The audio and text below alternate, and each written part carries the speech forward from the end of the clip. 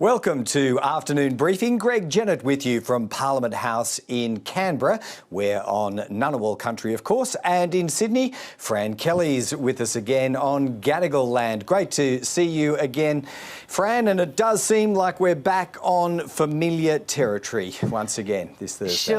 Sure are, Greg. We were told from the outset of this campaign that economic management would define the choice for voters at this election, and after yesterday's high inflation figures, the economy is definitely front and centre right now, bracing from imminent interest rate rise from the Reserve Bank, cost of living pressures and what to do about them, again, really prominent today. Yeah, both parties, Fran, agree on the three central relief measures contained in the budget, but after that, the debate pretty quickly turns to questions of trust and credibility on the economy. Labor, which is of course awaiting Anthony Albanese's return from COVID isolation tomorrow, argues the Morrison government has none when it comes to trustworthiness and credibility, while the Prime Minister was in North Queensland on day 18 this Thursday, arguing that everyone's far better off than they might have been without all the spending his government's done these last 3 years. Do some safety gear if that's okay? That'd be great. How you going? Good to see you. How are they going? Really good. Where's that going? Yes. High five. Yeah. Okay, who wants to read this book? We love you, Magoo. What do you want to do when you grow up? Adam wants to build things when he grows up. Oh, good on you, Adam. My favourite things to build have got wheels on them.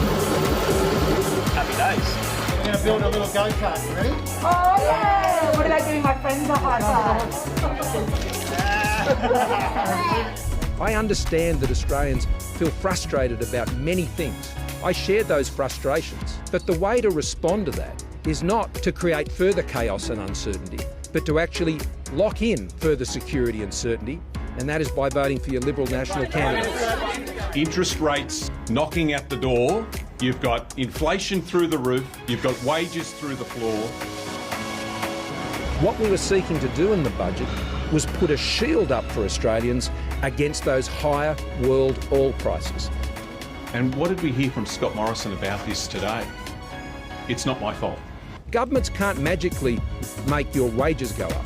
There is no magic pen that enables you to write a letter to somebody which all of a sudden sees wages go up. We understand those cost of living pressures, which are very real for Australian families. Next time you're at Woolies and Coles and you're swiping your goods and you hear the beep, beep, beep ringing in your ears, will be Scott Morrison.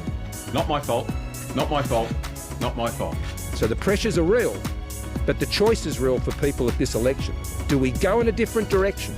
Do we put everything that everyone's worked so hard to achieve through the pandemic at risk? Albo's out of ISO tomorrow, and here's a hot tip for you. We're heading west to Perth. Westwood Ho. Well, our summary of the day there clearly sets out the tone of the economic debate, Fran, and it's not really about textbook economic theory at all. There is, of course, a strong element of the character question sitting behind all of this. Scott Morrison's trustworthiness and his ability to deliver on one side, then on the other, the experience of Labor's team, which is something the Prime Minister's hammering each and every day. The thing is, though, Fran, it's not really going to go away, though, is it? Because this was defined as central from the very beginning of the campaign. That's true, Greg, and each side has that message set and they're pushing it for all they're worth and they'll keep truing that. But I think it's worth pointing out that the Prime Minister talked about the shield that his budget put in place to guard against higher prices, that, you know, one of the things he mentioned when he was asked about that was that the cutting of the fuel excise in the budget, he said, was worth 0.5 percentage point cut to inflation in the next quarter. I spoke to the Treasurer a little earlier and we'll hear from that interview in a moment, and made it clear the PM didn't quite get that right. The budget papers showed Treasury putting the inflation impact from that fuel excise cut at 0.25%, not 0.5%. OK, so as Scott Morrison himself might say, you know, missed by that much, maybe not that much, but that much anyway. Thank you for pointing that one out. We'll listen out for Josh Frydenberg dealing with that in a moment. Why don't we change over, though, Fran, to Anthony Albanese. He's the man who wasn't quite there for the last week when it comes to traditional campaigning at least. But come tomorrow, that changes.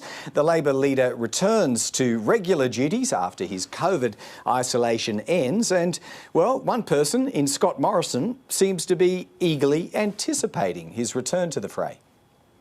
I'm pleased and I'm hoping Anthony has had a week of recovery from COVID. It takes a little while to get over. I can attest to that personally.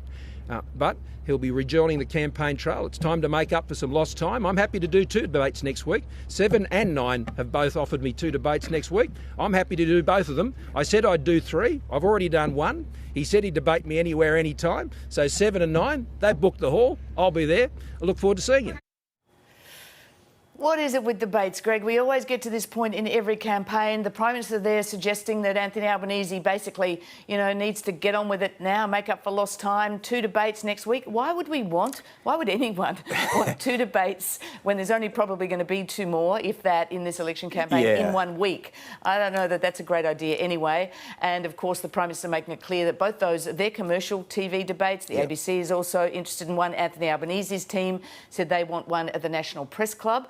There's this argy-bargy, but really, 2 debates in 1 week? Is it too much to bear? That is probably the bigger question. OK, why don't we step through some of the history then, Fran, because I tried to do a little research. You tend to obliterate a lot of the recent history from your mind, having endured a few debates. Yeah, it's called the debate, and we go through it every campaign, a bit of cat and mouse. But here's what happened last time. 3 years ago, in 2019, there were, in fact, 3 debates. There was one that the then 7 West media conglomerate, as it was called, hosted right there in Western Australia. There was the Sky News People's Forum Town Hall style debate in Brisbane. And then there was the more traditional National Press Club stroke ABC debate for a total of 3. The ABC traditionally covering the latter of the 3. We've had one so far, and the 2 offers that seem to be on the table and that Scott Morrison was referring to there, Fran, are, as we understand it, one from the 7 network. That would be Thursday, the 5th of May, and then 3 days later, one on the 9 network. That would be Sunday, the 8th of May. Now, they're obviously still circling around one another when it comes to those 7 and 9 proposals. It does look like, probably Anthony Albanese will have to show up if Scott Morrison says that he's going to, although we know in the background it's still the subject of discussion between the 2 campaigns. Yeah, well, it's a sideshow in the end, really. I don't know that anyone thinks these debates much change the course of campaigns these days. Certainly, it seemed to me it was the Prime Minister trying to put maximum pressure on Anthony Albanese as he emerges from this COVID ISO. But really, Greg, the pressure today and the main, front and centre issue, as we said earlier, is those inflation figures, what they might mean for people's cost of living, what they might mean for interest rate next week. I spoke to the Treasurer, Josh Frydenberg, earlier. Treasurer, thanks very much for joining us.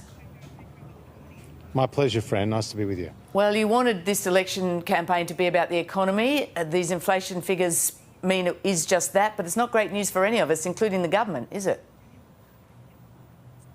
Well, international factors are driving inflation higher in Australia, but also around the world. We've seen with the COVID pandemic real pressures on supply chains, Fran, and that has seen freight costs in some cases increasing more than 5-fold. With respect to the war in Ukraine, that has seen a spike in both oil and gas prices as well as commodities like wheat, and that plays out through to the supermarket shelves here in Australia as well as at the Bowser.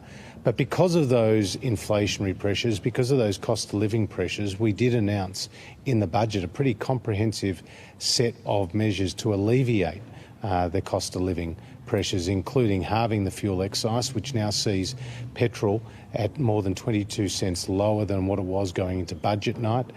People have already started to receive their $250 cheques for 6 million Australians on income support, including pensioners, veterans and carers. $420 has been added to the low and middle income tax offset, which will be available to more than 10 million Australian taxpayers when they put their tax return from the 1st of July.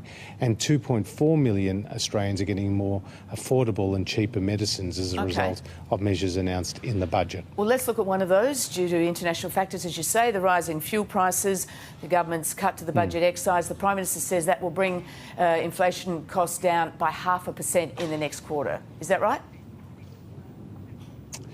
Well, what the budget said is that will reduce inflation, and by that is expected to be seen in the June quarter. By actually about a quarter of a percent is the expectation, okay. And that will be into the June quarter. And what we do know is that will make a difference to the inflationary numbers, but we also know that in the context of the broader petrol prices, that budget actually has a forecast for petrol prices to come down as a barrel of oil settles in the September quarter lower than what it has been to date. Okay, so your direct measure will bring inflationary pressures off by about 0.25%, not 0.5%. But can you guarantee then that next quarter inflationary pressures will be reduced by at least that much? That they won't be increasing, they'll be coming down? Well, again, these are Treasury forecasts, and they have been reaffirmed in the pre-election fiscal outlook, and that was done by the Secretary of Treasury, and that was done by the Secretary of Finance. That's an independent assessment by them. Okay. The inflation figure, though, is not all about international factors. The cost of tertiary education in the last quarter went up 6%. You can't blame that on the war in Ukraine. That's a direct result, isn't it, by the increase in some of your tertiary fees? We always see inflationary pressures across the economy, but the primary drivers were in food, were in housing, and were in transport. Well, if you're in higher what we've education, it was a seen 6% increase to your cost of your degree, and that's as a result of your policy directly, isn't it? Well, I'd challenge that assumption. I mean, what I could say is you do see prices increase in different areas by different amounts, but the primary drivers of the higher inflation in these numbers were things like transport, because we saw fuel costs up by 35% through the year, 11% for the quarter, and that is the most significant and largest increase through the year since the Iraqi invasion of Kuwait back in 1990, more than 30 years ago. So these are significant. These are significant changes that are happening internationally that are flowing through here in Australia, and that's why we responded in the way we did. But Australia's not immune, Fran, from the international pressures on inflation, because what we've seen in, for example, New Zealand is inflation running at 6.9%, 6.7% in Canada, 7% in the United Kingdom, 8.5% in the United States, all of which is driving up inflation around the world. Yeah, Australia's not immune, so it goes to, in this election debate, who's best to manage it. During the pandemic, you added stimulus in the housing market, for instance, with the home builder program for people to build new houses, do renovations. Are we paying the price for that now, though? The construction of new homes rose by 5.7% in the last quarter. A lot of that due to the cost of tradies, supply and demand. Did you overcook the stimulus? It's actually been driven largely by the increased cost of materials, and again, that's related to supply chain and the increased cost of workforce, it says. Well, again, we've got an amazing situation we're in now where employers are not seeing high unemployment, they're seeing workforce shortages. We've had our borders closed for the better part of 2 years.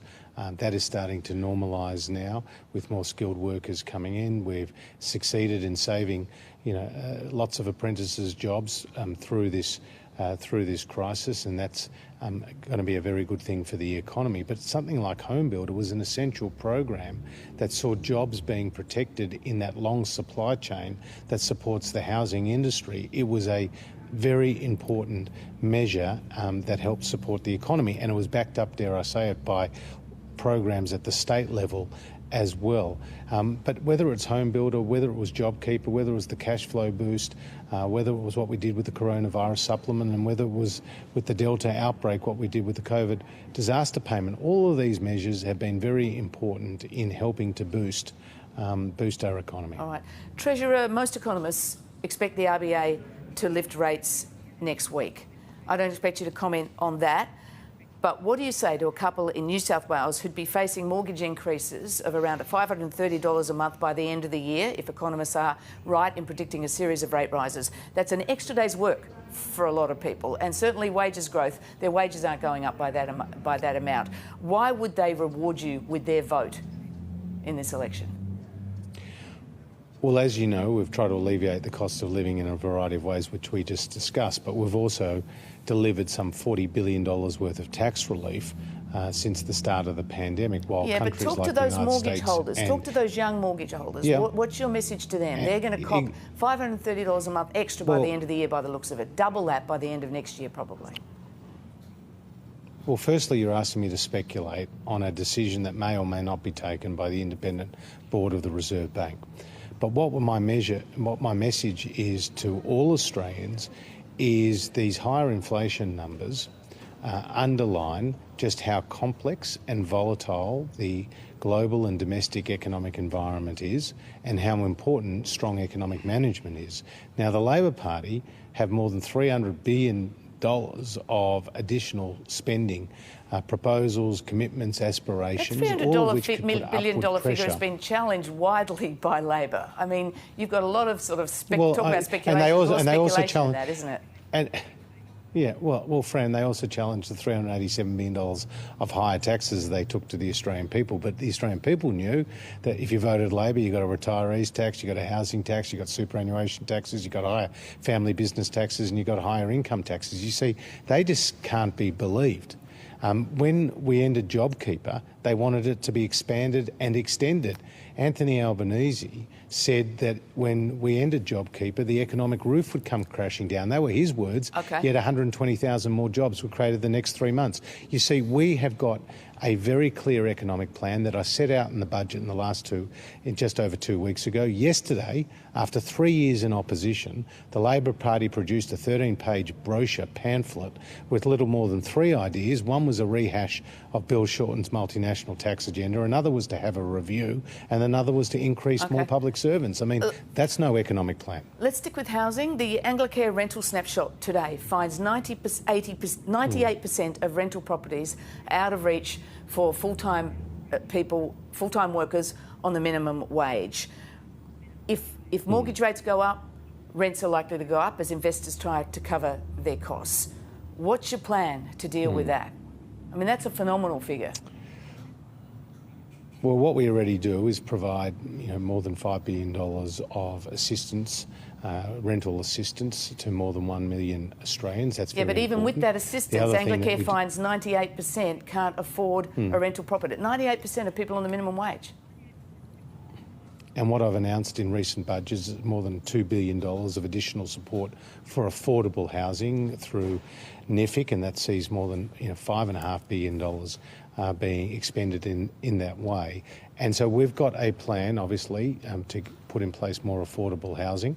We've got a plan to provide people with more rental assistance. States also have obligations in these areas, but we have seen prices go up in terms of housing, and one of the reasons for that has been the historically low interest rates, but also the strong employment numbers.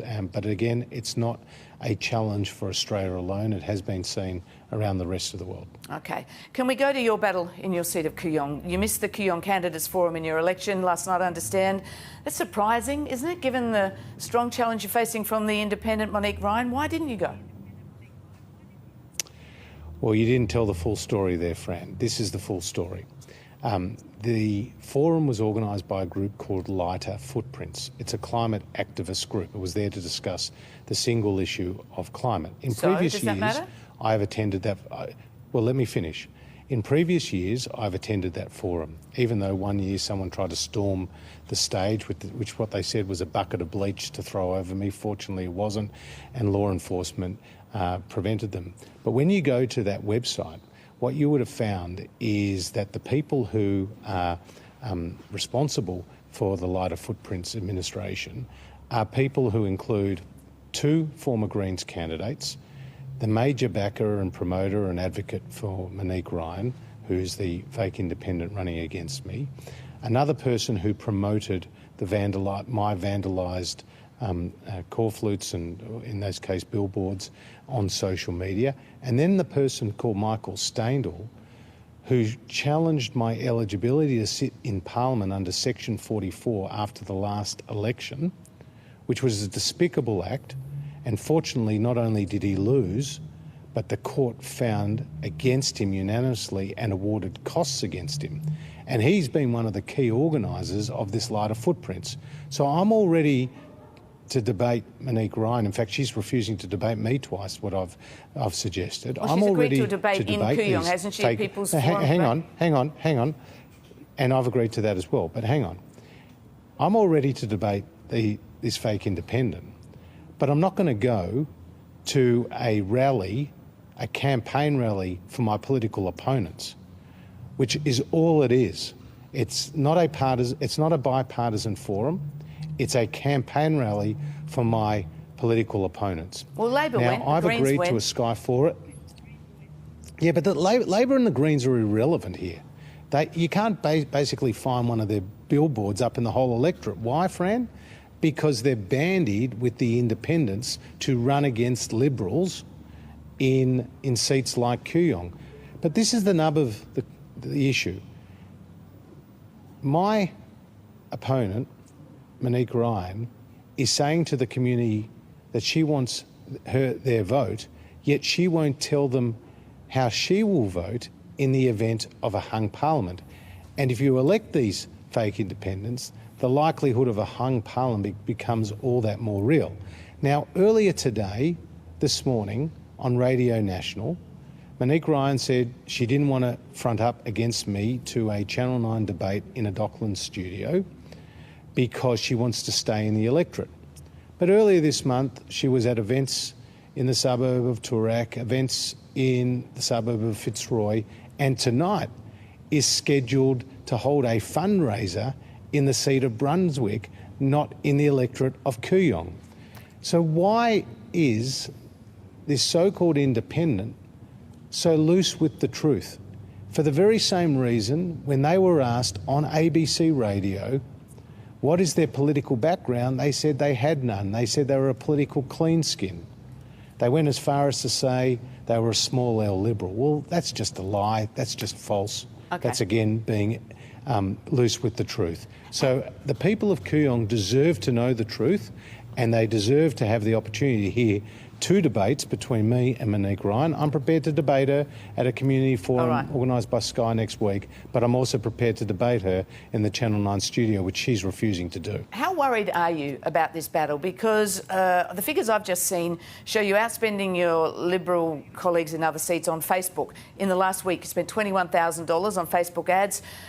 Colleagues under similar pressure in seats like Trent Zimmerman, North Sydney, he spent $961. Dave Sharma in Wentworth spent $3,300. What do we read into that?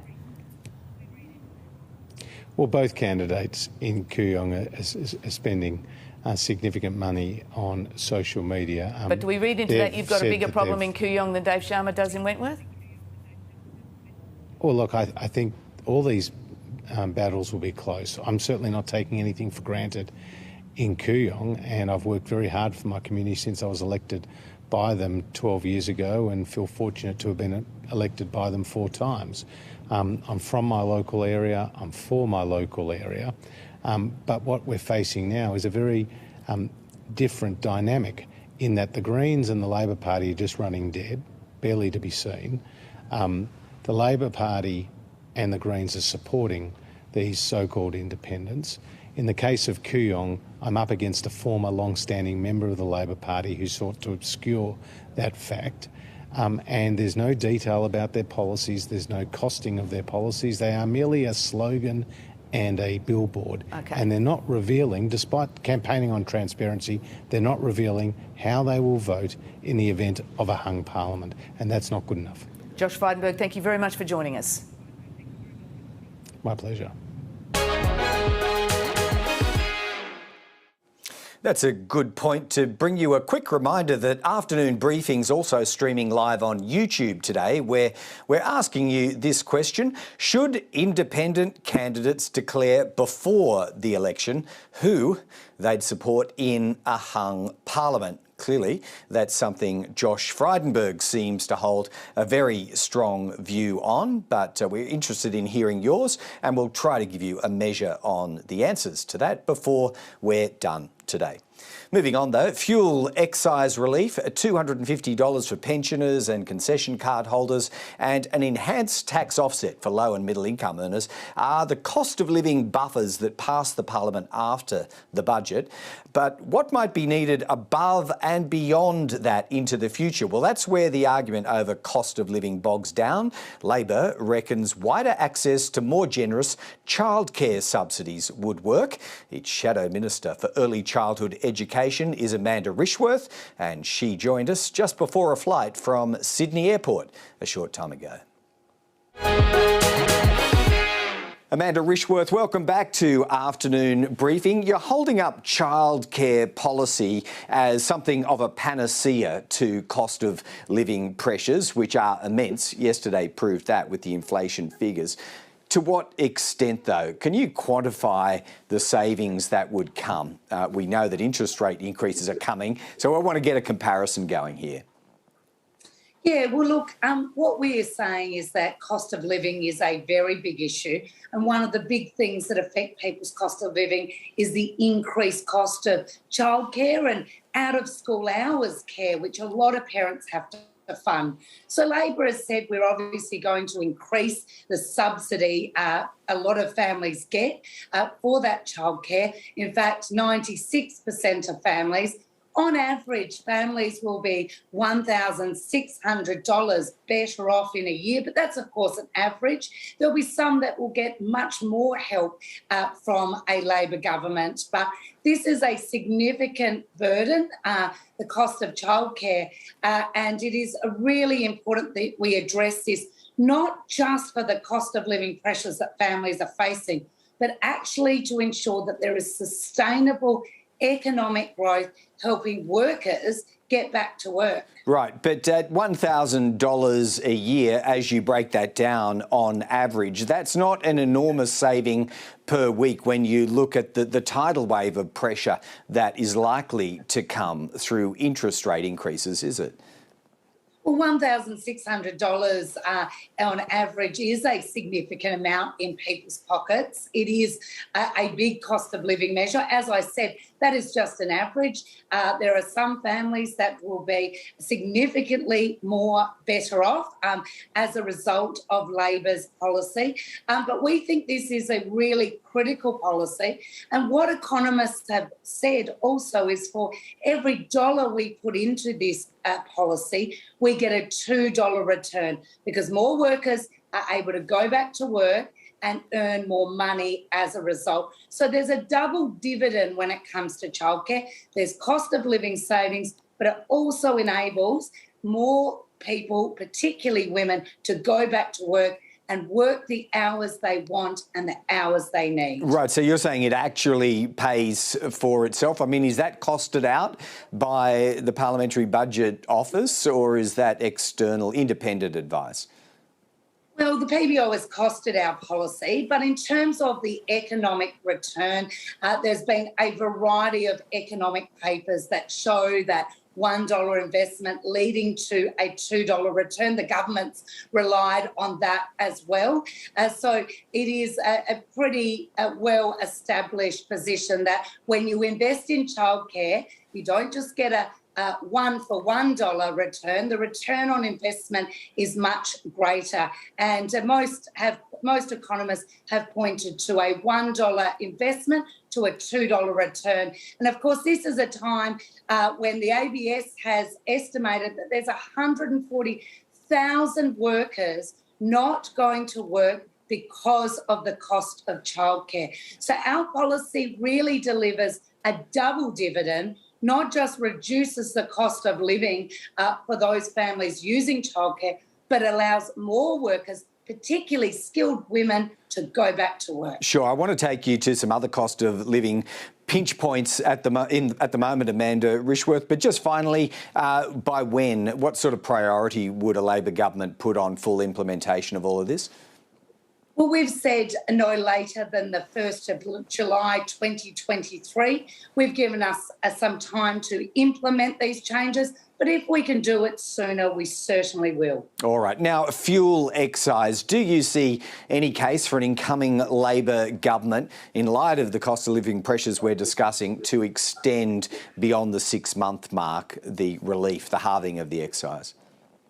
Well, look, Jim Chalmers has been very clear that we will have a budget this calendar year that will take into consideration all the pressures across the economy, across the budget, and how we actually manage that into the future. So we will deal with these sorts of issues, along with all the other issues presenting to Australian families. We do have to make sure that we have sustainable economic growth. That's what our plan is designed to do, because that's how we do ensure inflation is kept under control and that our economy continues to expand in a very productive way so that we can, into the future, manage that in a sustainable way. But in principle, do you reserve the right for a Labor government to extend further relief, even if we move on from fuel to other fronts? Is it likely that further relief, based on the figures we're seeing right now, may be necessary? Well, as Jim has said, we will do a budget. There's obviously a lot of factors going on in the economy at the moment. This government has fallen asleep at the wheel when it comes to a whole range of parts of the economy, whether it is inflation, whether it is real wages growth. We've seen a government take this country into so much debt with nothing really to show for it. So we will have to manage all these factors, but having a budget this calendar year will be critically important to looking at how we can support Australian families, ensure that we get their wages moving again, and the type of cost of living relief like childcare that also delivers on sustainable economic growth. All right, Amanda Rishworth, I know you have to fly almost literally in a moment, but just finally, your leader, Anthony Albanese, coming out of isolation as early as tomorrow. What sort of dynamic shift is that going to bring to the ALP campaign? Well, I know that Anthony will want to get out onto the hustings as quickly as possible, and having him back on the road will be a great boost for the Labor campaign. He will be, of course, travelling around the country in coming weeks, selling Labor's plan for a better future, and I look forward to, I hope, at some point being able to join him on the campaign trail as we continue to press our policies and our vision for the future. Yeah, 3 weeks to go. Travel safely, Amanda Rishworth, and thanks for joining us once again on Afternoon Briefing. Thank you. The major parties are growing more alert each day to the possibility that the 47th Parliament could be a hung Parliament. The attention on the so-called teal independents running in blue ribbon Liberal seats is intensifying, their Liberal opponents branding them fakes. It also means increased pressure on these candidates, these teal candidates, to declare who they might support in the event of a minority government. The MP for Warringah, Zali Steggall, today launched her electric vehicle policy. She was joined on her new electric campaign bus by a couple of Sydney independent candidates, Kylie Tink, who's running in North Sydney, and Sophie Scomps, running in Mackellar. Zali Steggall joins me now. Zali, welcome to Afternoon Briefing. The government says you're fake independents. You launched your electric vehicle policy, as we saw, with the campaign bus with a couple of fellow independents. You know what they say, if it looks like a duck and it quacks like a duck, those images look like a group of people sharing a similar vibe, having a great time together. It looked like a party launch.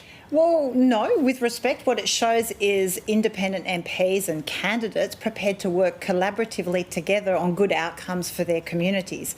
I would argue the only thing that is fake is the coalition's net zero by 2050 commitment. It was paid for with billions of dollars of sweeteners to the National Party, but there is no plan to actually deliver it. And we're now seeing an absolute crash of that policy, with the discontent and really the voices in the Nationals indicating they're not committed to that. So what we have is communities actually want progress on these issues. They're tired of the party system, of the games between the major parties. They just want progress on policy. Okay, but the communities around the independent candidates and yourself share the same issues. Do you want action on the same issues? You want climate action. You want action around National Integrity Commission. You want action around the treatment of women.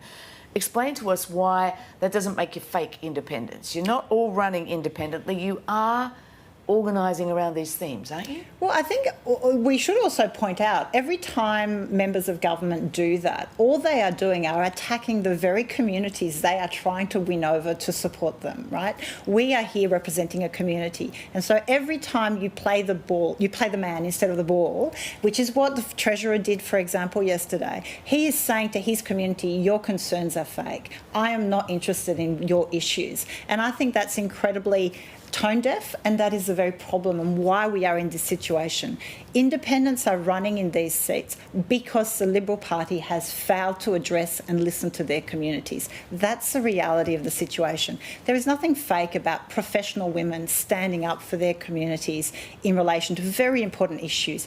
Now, climate, integrity, fiscal discipline, these are not niche issues, right? These are not off the side of the political spectrum. These are the issues that vast majority of Australians are frustrated and want to see better policy, more collaborative policy from both sides of politics to deliver on. Most of you are getting some funding from a group called Climate 200. The government makes much of that too. How much money in your campaign is coming from Climate 200? Very little. In fact, I didn't receive any funding in 2019. I did most of my funding from my community. This time around. Can you quantify? I believe within about the last week or so, a donation of about $25,000 has been made by them. But can I say, well, let me put it this way, because some of the others have answered this. So what proportion of your campaign funds would you say has come from Climate 200? Well, I believe that's the only donation I've received from them, and it's only a very small percentage of my overall amount that I've How big is your fundraised. campaign war chest? Look, it's not as significant as last time. I think my challenge is different, but it is significant. We are around the 700,000 to 800,000 figure. All right, talking of your challenge, have you cited your Liberal opponent, Catherine Deves, around the campaign much? Look, she has declined to attend public forums and any issues in terms of meeting constituents. I have seen her across a couple of bus stops, but again, my focus is on listening to the community and hearing from people in Warringah what are the issues they're worrying about. Are there other campaign debates scheduled? Do you think she will turn up? I believe we have a climate action debate coming up shortly next week, which all candidates to the election have been invited, so we will see. All right, we spoke to the Treasurer, though, Josh Frydenberg, earlier in the seat of Kooyong. He says some of these debates are fake debates, and he says, you know, the fact that the Labor and the Greens turn up them means nothing because they're running completely dead in the seat, which is true, really. You're helping Labor by taking on such a high-profile campaign against Liberal MPs, aren't you? I have to Whether say, that's your mission or not, that's what's happening. Treasurer Josh Frydenberg is sounding a lot like Donald Trump, where everything he doesn't like is fake, essentially. Rather than addressing the substance of the issues behind it, he just tries to put out a label.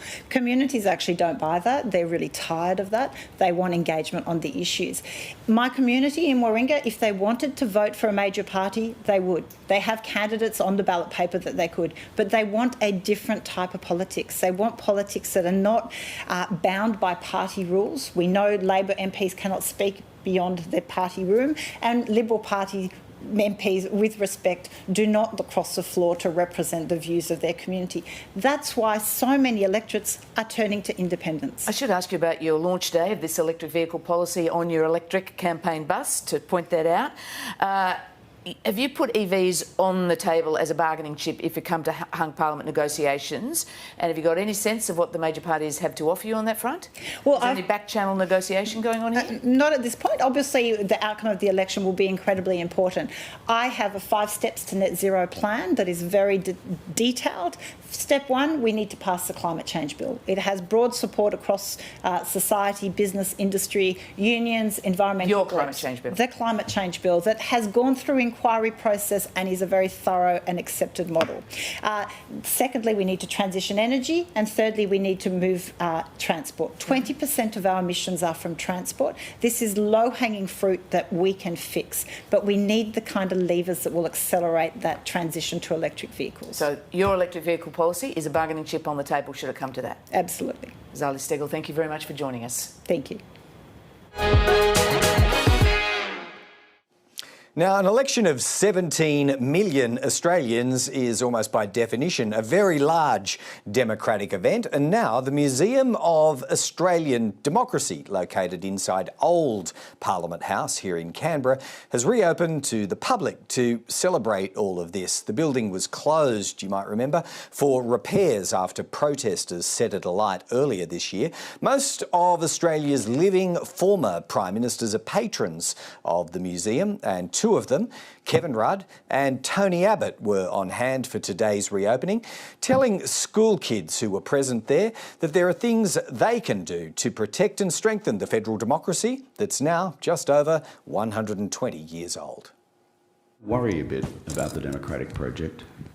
In my job, which is running an American think tank, I'm normally based in New York, and I see the ravages unfolding within the democratic fabric in the United States of America. And I often wonder and worry that America is often 5 years ahead of us in the cycle, maybe 7. And we don't want that to happen here. It requires a level of vigilance from all of us, because it's such a precious thing. And democracy is not necessarily the permanent condition of humankind. In the 4,000 years of recorded history, we have been or had democracies for perhaps 250 of those 4,000 years of recorded history, and the tide has begun to ebb in some democracies. So for you young folks, take up the cause, take up the flame, and defend the democracy, energise it, and use it, because our great Commonwealth, prosper the Commonwealth, our great Commonwealth depends on the full unleashing of the every element of democratic energy in this room. It's easy to be critical of the fact that we haven't always been as good as we might, yet we should also be grateful for the people and the ideas and the values which helped us to see our faults and enabled us at different stages of our history to improve. Viva Democracy, two former Prime Ministers at a Museum of Democracy event earlier. Well, the Labor Party will launch their official campaign this weekend with Anthony Albanese out of isolation just in time. I'm joined now by Ryan Liddell, former Labor advisor, currently partner with Principal Advisory, and David Gazzard, former Liberal advisor and founder and director of DPG Advisory Solutions. Ryan Liddell, this campaign week has been focused very much on foreign affairs and the economy, two areas traditionally strong for the coalition. Is this bad news for Labor? Well, look, I don't think so at all, Fran. I think if you look at this week, it's been a strong week for Labor. I mean, if you think about the dynamics of, yesterday's inflation number, but the worst in, 20 years, I think it sort of changes the dynamics of the economic sort of story. And so, whenever you see Scott Morrison up there talking about, we've delivered a strong economy, you're going to have people out there sitting there going, well, it doesn't feel strong to me. If you're standing there at the checkout at Woolworths paying $5 for a lettuce, or $5.50 or whatever, I saw the price advertised on the way into the studio today. Like, there's a real danger there that's getting pretty close to, like a bit of a John Howard, working families have never been better off. So if it starts talking about a strong economy, people don't feel that. There's a real sort of disconnect there between, what the Prime Minister says and what people are feeling. David Gazzard, how do you see it? I mean, Labor's gone on the attack on both the issues, the Pacific, the national security kind of issue there, and also over the economy after the inflation figures. Have they managed to find a way to turn the tables on the coalition, on their traditional strengths? What do you think? I think it's great. I think it's fantastic, and they should continue to do that for the next 3 weeks. Keeping the focus on the economy and security would be exactly what the coalition wants? Absolutely. I think the numbers this week have substantially shifted the debate onto the sensitivity of interest rates, the sensitivity around who's best to manage the economy, and probably people are feeling a little bit vulnerable. They are starting to see price pressures come through the system. I noticed, one of the supermarkets was out today talking about how they haven't even started passing on inflationary pressures to their customers yet. So, we know this is going to go from sort of into a situation that could be worse around supply chains, and there's obviously the petrol stuff's been driven by a war in Europe. People are going to start thinking, well, I've got a contrast here. This is a choice I've got to face. Who traditionally has been better to manage the economy? How did that go? Let me just ask you, David, because I think you've got direct experience of this. The last time the Reserve Bank put up interest rates in the middle of an election campaign was in 2007 when John Howard was Prime Minister. The government was not happy about that at the time. We are looking at the potential, most economists, big banks suggesting the RBA will rate and should raise rates next week. I mean, is that going to be good news for the government? How does the government finesse that? Oh, I remember that exceptionally well, sure Fran. Rates were a lot higher then, and there wasn't the exogenous factors that you're seeing now with war and other factors leading into it. There wasn't the global insecurity around the drivers of that change. So I don't think anyone in Australia, there's some demand issues that have to be managed, but I don't think anyone in Australia is going, oh, well, the coalition has been responsible for an 11% increase in fuel prices over the last couple of months. They'll be thinking, wow, this is a change that's going to have an impact on my business, on my home loan, if I've got an investment property, on my investment property, on my future, coming out of a shaky period around COVID, where Australia has survived, in terms of international comparisons, very, very, very well. So I think it actually focuses a spotlight into an area of concern where the coalition has distinct strengths. Ryan, do you think, if there's a threat of a rate rise or, in fact, an actual rate rise, people might revert to, what we've traditionally understood, their concerns about Labor and the economy as a political strategist? What are your instincts telling you? Well, if you want to have a history lesson, as you were just sort of talking about before, there's a lot of taking some of the points that David said, there are a lot of similar sort of economic numbers that happened around before the 2007 election, as we're seeing now. I think from memory, the unemployment rate around that time was about 4.2, 4.3 heading into the election. And Kevin Rudd at the time was very effectively able to sort of prosecute the argument that inflationary pressures were putting a significant impact on cost of living of people out there, and that's as I was talking about before, the working families have never been better off. There's a bit of a smell of the same thing here with Scott Morrison. That there's a strong economy, but people out there aren't necessarily feeling it. They're standing at the checkout, not selling out, afford everything in the sort of grocery basket. These guys have been in government for 9 years, and I think it's a sort of a bit of a naively optimistic thought that this will play in a positive way for the coalition. The point you made there, though, that Kevin Rudd was very well able to prosecute the case. Does Anthony Albanese have that same capacity? And what do we know? We're almost halfway through this election campaign now. Anthony Albanese, of course, was laid low with COVID for a week or so. But Ryan, do you think we have a clear winner at this point, 3 weeks in? The polls would indicate stasis, basically. The major parties really haven't shifted much yet. Look, I think it's a very interesting point, Fran. I read an interesting piece this week which sort of talked about if you believe the polls, then basically every day the Liberal Party needs to make up ground. And so every day they're not making up ground, they're sort of losing. And I think you've sort of seen over the sort of last week or so division within the government on net zero. You're seeing a number of sort of stories about Liberal candidates coming out with some obvious sort of poor vetting processes on their side. I think there's some cracks sort of starting to emerge there, and as the weeks sort of go on, I reckon you'll start to see a few more of those as wheels start getting a little bit more wobbly, and that'll start to manifest over the last sort of few weeks of the campaign. David Gazzard, do you see wobbles coming into the coalition campaign, and what do you think of the first 3 weeks? I think you're spot on the money there, Fran. you know, it's a choice now. It's not Kevin Rudd, who could probably nominate what the unemployment rate was at the time when he was running against John Howard. He knew he had to be up to that mark. That was a couple of weeks ago now. 3 weeks on, is that still an issue? How do you see who's won the first 3 weeks? Absolutely. Competency around the economy is 1, 2, 3, 4 and 5 from my perspective, and that's what is turning the needle. That's why the independents, I think, are going to struggle from here on in.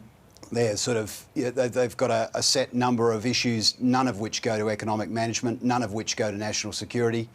But you've got a guy who's been in chloroform but for health reasons, is now refusing to do debates. He looks rattled. The economy and management. I'll come to you to that in a minute, Ryan Liddell. I can see you champing at the bit at that comment. We'll come to that. Hang on. He probably is. But you've got a guy who is a former member of the socialist left of the Labor Party, trying now to say, well, I'm going to be a responsible economic manager, despite opposing the reforms that have got us into this position now. So it's a clear choice. And I think as a guy that's been Treasurer and Prime Minister and steered the country through a really, really difficult global crisis, not without mistakes, but in an entirely competent way, in a way that compares very well internationally, against a guy that no one really knows. All right. Well, you raise it. We'll come to this issue of debates now, but in the general context of Anthony Albanese rejoining the campaign trail tomorrow. Now, COVID can knock you about. I know I've had it, knocked me about. Coming on to the sort of intensity of an election campaign might be tough, but Scott Morrison appears to be giving his opponent no quarter. Let's have a look. Well, I'm looking forward to him rejoining the campaign. He's had a pretty quiet week. I remember when I was in ISO, I had a very busy week, attending Quad summits and doing all those sorts of things. Oh, come on, he's been out there, he's been Zooming, he's been doing his best. Ryan Liddell, is there pressure on Anthony Albanese to hit the ground running? Is that what the Prime Minister's trying to exert there, do you think? How did you see that? Look, Fran, I'll give you the hot tip for free. You know, when you see politicians overreaching like that, you know they're starting to feel the pressure. You know, that's a pretty sad comment from the Prime Minister today. Then yesterday, as some of your previous guests were talking about, you saw Josh Frydenberg, have a national sook about the threat of independence in his seat. So when you see things like that, you know that politicians are starting to feel some pressure. In terms of Albo, I think the party's done a very good job turning the negative of Anthony being forced into isolation to a positive. You've had Jim Chalmers, you've had Jason Clare, you've had Penny, you've had Tanya, you've had Bill, like a strong sort of front bench out there prosecuting the argument. Anthony's still doing some things from isolation where he can, but as anybody else knows who's been in isolation, once that sort of that sort of period ends, you're sort of standing at the door and ready to bolt out, and I suspect that's what Anthony will be doing over the next coming days. Well, we'll see, I guess. But David Gazzard, the Prime Minister backed up that comment a little later in the day, basically challenging Anthony Albanese to, quote, make up for lost time and join him in two commercial TV debates. The Prime Minister says he'll be there next week. Why on earth would any of us want two campaign leaders' debates in 1 week? Is that a good idea? Look, I just think it underscores the fact that he's confident that he's got his measure, and nothing we've seen in the 2 weeks where he was out campaigning gave you any confidence that he was really across the issues, not even with his own policies. So every time there's been a head-to-head thing or a time where he's had to focus or he's had to suffer media scrutiny, there's been it's turned into a debacle. Okay, so, I get that strategic point, I suppose, or tactical point play. But in terms of debates, if we're going to have this debate about debates, which we always seem to get stuck in, do we really want? Does it help any of us to have two leaders' debates in 1 week and then no more for the rest of the campaign? David? Look, I'd never really considered that question, Fran. I think there was always going to be 3 debates, and that was agreed. Anthony Albanese agreed to debate anyone, any time, anywhere. I hadn't really thought about the format. I think it probably comes down to TV scheduling as much as anything. All right. Ryan Liddell, what do you think, just finally? I think you're fine, Fran. I think this is a deliberate strategy to ensure from the Prime Minister to put 2 debates into next week, which means that for the last fortnight before polling day, there are no debates. I think it's a deliberate strategy from the Prime Minister. He's trying to jam them in early so when people start voting in those last 2 weeks, there won't be these debates on, and I think it's a deliberate strategy from him. All right, let me ask you briefly, just really 10 seconds each. Should there be a debate on the national broadcaster or at the National Press Club? David? I don't really mind where it is, to be honest. I think it's just important to go. Yeah, it's important to go head to head as many times as possible, so people can have a solid choice. Ryan Liddell? Yes, absolutely, 100%. All right. Ryan Liddell, David Gazzard, thank you very much for joining us again on Afternoon Briefing. Thanks, no worries. OK, well, it can't have escaped your attention that we've talked an awful lot about inflation in the last 24 hours. But what if you're still not entirely sure about what that all means? Helpfully, that's what the Deputy Prime Minister and Nationals leader is for. Barnaby Joyce is an accountant and he's here to help voters comprehend how inflation, currency and trade are all interconnected, apparently. What I have in my pocket here is a piece of plastic. That's all it is. It's a piece of plastic. But it reflects value. People overseas want this redback because they want to buy something off us. And you know what they want to buy off us? The stuff that goes on the boat. They want to buy the coal off you. They want to buy the gas off you. They want to buy the iron ore, the live sheep, the live cattle, the beef, the grain, tourism, education. Sure, they want to get that as well. But if you don't want to put it on the boat, that just goes back to a piece of plastic, which means the stuff you want off the boat, including your fuel, including your shirt, including your strides, well, the price of that goes up. Got it, Fran? Got it. I tell you what, Greg, if we are talking about what's connected, and it is, if there is an interest rate rise, that will be connected to rents. And I think one of the most important figures in this campaign this today is the Anglicare rental snapshot, as I was mentioning earlier with the Treasurer, that 98% of rental properties are out of reach of full-time workers on the minimum wage. I mean, that's tough. Yeah, no, it is. Let's sweep up just a couple of final points. I'll get you to comment on one of them. An update for viewers, particularly on YouTube, responding to our question, should independents declare before the election who they might support as a government in a hung parliament? Results came back, self-selecting once again. No, they shouldn't. 60%, yes, they should. 40%. The main point being in comments that they're able to enter that to be truly independent, you shouldn't be declaring anything but simply entering into negotiations once you are elected. Otherwise, you compromise your independence before the poll. The other one, Fran, just briefly, I'll get your thoughts. More how to vote cards coming out, particularly in Victoria. You've spoken so much today about Teal independence. Josh Frydenberg in Kooyong has put Monique Ryan last, and so has Tim Wilson in Goldstein. It's more a sort of a statement of contempt than a mathematical exercise, isn't it, with their preferences? I think that's right. The maths aside, you know, they made their opinions clear. It's not really a surprise.